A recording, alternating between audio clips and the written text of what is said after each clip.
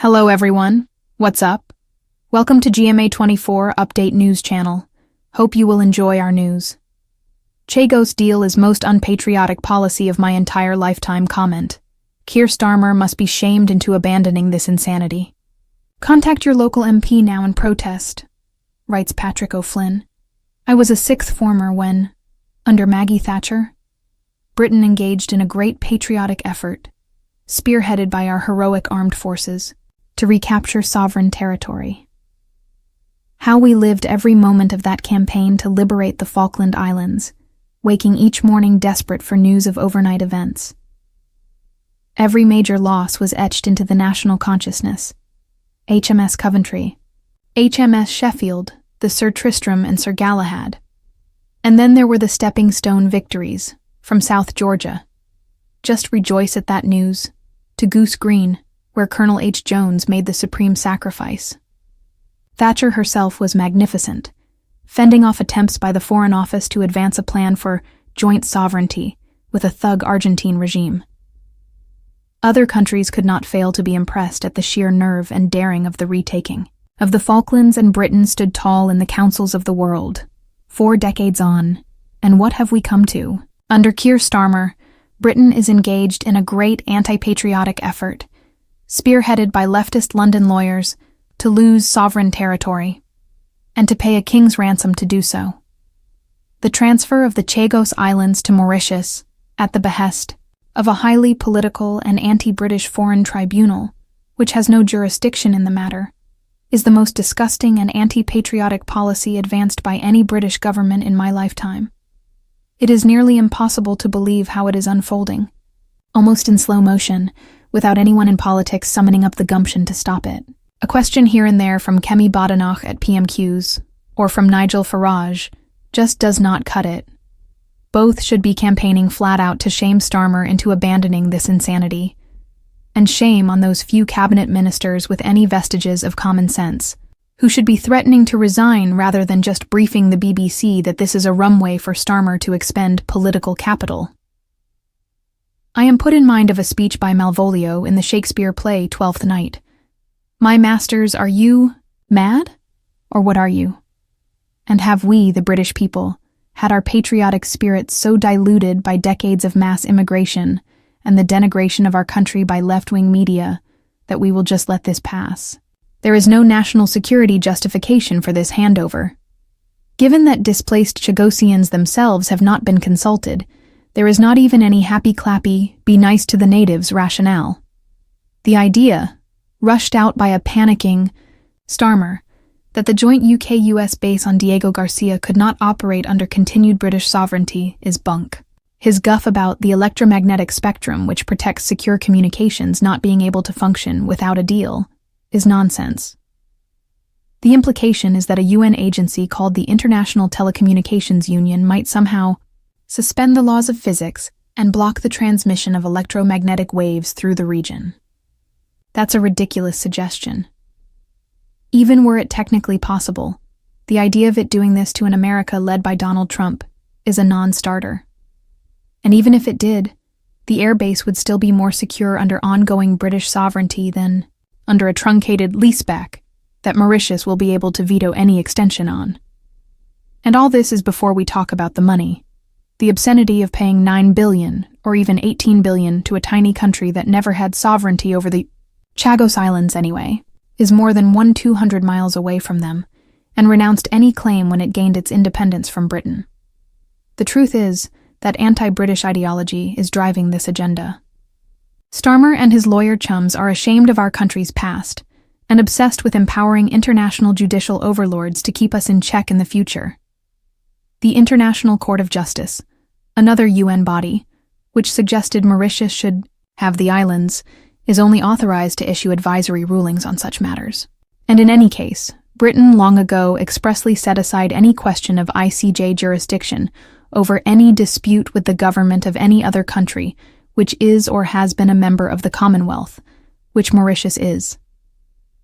We must consult George Orwell for the real motivation here.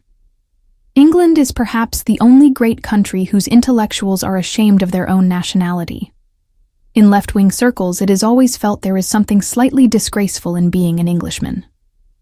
Ardilla. Country is being plundered by a clique of Hampstead radicals. Labour patriots past, from Clement Attlee to Ernie Bevan, Hugh Geitskull to Peter Shore, will be turning in their graves. We cannot just hope for a Trump veto here. This one is on us. If you feel as I do, then please tell your MP all about it. Under the leadership of Keir Starmer, represents the most unpatriotic policy decision of my entire lifetime. The proposed transfer of the Chagos Islands to Mauritius not only undermines British sovereignty, but also disregards the interests of both national security and the displaced Chagosians, who have been conveniently sidelined in the decision-making process. It is a betrayal of the nation, conducted under the influence of international tribunals that have no legitimate jurisdiction over British affairs. The historical precedent set by the Falklands War demonstrates Britain's capacity for resolute defense of its territories. In 1982, under the leadership of Margaret Thatcher, Britain fought valiantly to reclaim the Falklands, reinforcing our national identity and global standing. The contrast between Thatcher's defiance against foreign pressure and Starmer's meek capitulation to international bodies could not be starker. This policy is a direct assault on British sovereignty, carried out by a Labour government seemingly intent on eroding national pride and succumbing to anti-British sentiment. It is indefensible that we are not only relinquishing a crucial strategic asset, but also paying exorbitant sums, potentially up to $18 billion, to Mauritius, a nation that previously renounced any claim to the Chagos Islands upon gaining independence. Starmer's justification, hinging on dubious claims about the necessity of this agreement for the functionality of the UK-US military base on Diego Garcia, is both misleading and absurd. The notion that the electromagnetic spectrum would cease to function without this deal is not grounded in scientific reality. The UK and US have operated the base successfully under British sovereignty for decades, and there is no compelling reason to believe that will change. More troubling is the broader ideological motivation behind this deal. Starmer and his legal advisors appear driven by a deep-seated disdain for Britain's colonial past, seeking to atone for perceived historical wrongs at the cost of contemporary national interests. They are willingly ceding control to international organizations that should have no say in British territorial affairs. The International Court of Justice, ICJ, whose advisory opinion is being used to justify this transfer, lacks enforceable jurisdiction over the matter. And Britain had explicitly reserved the right to ignore such rulings concerning Commonwealth nations. This decision also sets a dangerous precedent. If we concede to external pressure over the Chagos Islands, what is to stop similar claims over Gibraltar or the Falklands? Britain's geopolitical position is being systematically undermined, and Starmer's government is complicit in this national self-sabotage. The silence from key conservative figures, save for the occasional rhetorical questioning, is equally unacceptable. Those in positions of influence, whether in government or the media, must launch a full-scale campaign to halt this travesty. We must pressure Parliament to reject this deal, ensuring Britain does not forfeit its strategic interests under the guise of misguided international appeasement. George Orwell once noted that among Britain's intellectual elite, there exists a tendency to be ashamed of national identity. This sentiment is now manifesting in policy, as Starmer's government appears eager to dismantle British sovereignty in the name of ideological penance. This must not stand. Britons must mobilize against this betrayal. Contact your local MP, demand accountability, and insist that this disastrous policy be reversed. The fate of British sovereignty delivers shock verdict on Boris Johnson joining. He was an abject failure. Rupert Lowe is not longing for the former PM to join the ranks of the insurgent party. Boris Johnson was an abject failure as Prime Minister, according to a Reform MP who says his party can form the next government, and don't need his help to do it. Rupert Lowe said he would not want Mr. Johnson in the Reform ranks if the former Tory leader attempts to make a comeback. He said, "He's had a play with the toy set and he singularly failed." Mr. Lowe, who took Great Yarmouth from the Conservatives at the last election, also pushed back at the possibility of a Tory Reform link-up ahead of the next election. He pointed to how then Brexit Party leader Nigel Farage stood down candidates in Tory-held seats in 2019, helping pave the way for Mr. Johnson's landslide win. He said, "Nigel stood down in all the Tory seats last time and gave Boris an 80-seat majority. Tell me what he did with it. He didn't even do Brexit well. We had the Northern Ireland Protocol, so we got most of Britain out, but we left a leg in the wretched socialist empire in Europe." Mr. Lowe said he did not dream of Mr. Johnson, who was a pivotal figure in the 2016 Vote Leave campaign, quitting the Tories to join Reform. He said, "Boris, I think, was an abject failure. It is certainly not my dream. No, I think it is extraordinary that Boris is still in the betting to be the next Prime Minister. It's bizarre." He acknowledged this would be a matter for party leader Mr. Farage, but said, "Would we want him? I certainly wouldn't." His comments come as concern mounts in Tory circles about the threat of reform splitting the centre-right vote. In the summer election, the Tories won 6,828,925 votes and 121 seats, while Reform took 4,117,610 votes and 5 constituencies. Mr. Johnson has been invited to comment Boris Johnson's leadership and the future of right-wing politics in Britain introduction. The British political landscape is undergoing a period of significant transformation, driven in part by the emergence of Reform UK as a growing force in right-wing politics. Reform UK, originally founded as the Brexit Party under Nigel Farage, has sought to position itself as the true voice of conservative values, challenging the Conservative Party's recent record on issues such as Brexit, immigration, and public spending.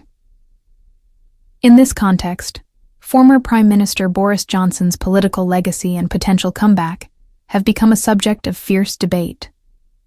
Reform UK MP Rupert Lowe has been particularly vocal in his rejection of Johnson, labeling him an abject failure as Prime Minister. This deep-dive analysis explores Reform UK's stance, Boris Johnson's leadership, and the potential electoral ramifications of the ongoing fragmentation of the right-wing vote in the UK.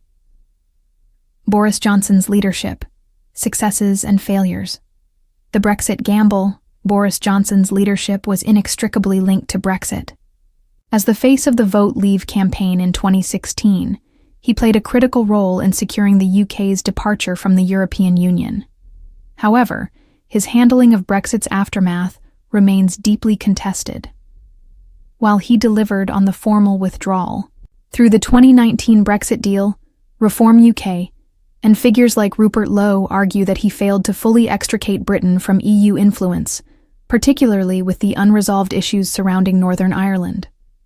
The 2019 general election and governance challenges Johnson's landslide victory in the 2019 general election, where the Conservatives secured an 80-seat majority, was largely attributed to his ability to unite the right-wing vote and deliver Brexit.